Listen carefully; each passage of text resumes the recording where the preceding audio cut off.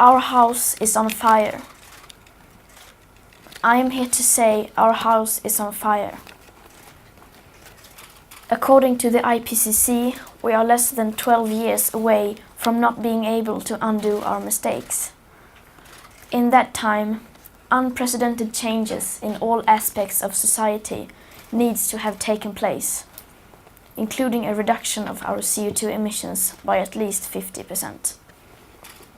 And please note that those numbers do not include the aspect of equity, which is absolutely necessary to make the Paris Agreement work on a global scale.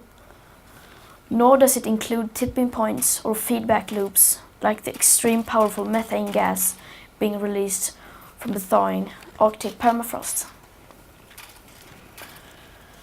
At places like Davos, people like to tell success stories, but their financial success has come with an unthinkable price tag. And on climate change, we have to acknowledge that we have failed. All political movements in their present form have done so. And the media has failed to create broad public awareness. But Homo sapiens have not yet failed. Yes, we are failing, but there is still time to turn everything around. We can still fix this. We still have everything in our own hands. But unless we recognize the overall failures of our current systems, we most probably don't stand a chance. We are facing a disaster of unspoken sufferings for enormous amounts of people. And now is not the time for speaking politely or focusing on what we can or cannot say. Now is the time to speak clearly. Solving the climate crisis is the greatest and most complex challenge that Homo sapiens have ever faced.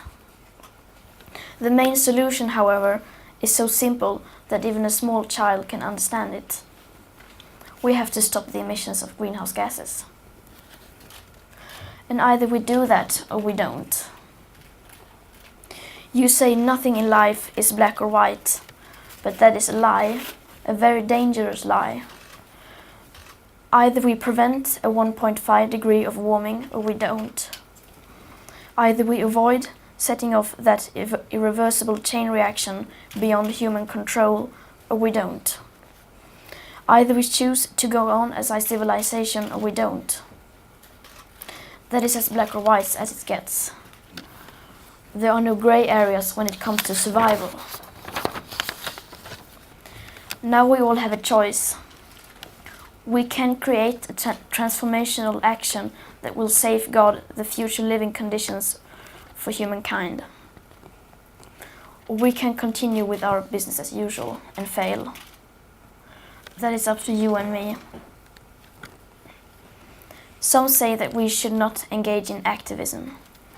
Instead, we should leave everything to our politicians and just vote for change instead. But what do we do when there is no political will? What do we do when the politics needed are nowhere in sight? Here in Davos, just like everywhere else, everyone is talking about money. It seems that money and growth are our only main concerns. And since the climate crisis is a crisis that has never once been treated as a crisis, people are simply not aware of the full consequences of our everyday life. People are not aware that there is such a thing as a carbon budget, and just how incredibly small that remaining carbon budget is. And that needs to change today. No other current challenge can match the importance of establishing a wide public awareness and understanding of our rapidly disappearing carbon budget that should and must become our new global currency and the very heart of future and present economics.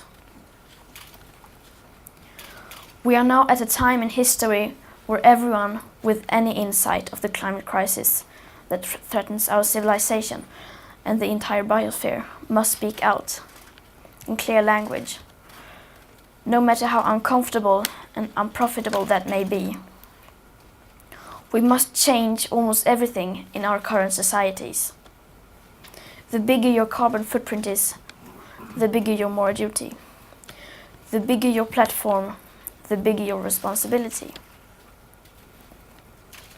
Adults keep saying we owe it to the young people to give them hope. But I don't want your hope. I don't want you to be hopeful. I want you to panic. I want you to feel the fear I feel every day. And then I want you to act. I want you to act as if you would in a crisis. I want you to act as if the house was on fire. Because it is.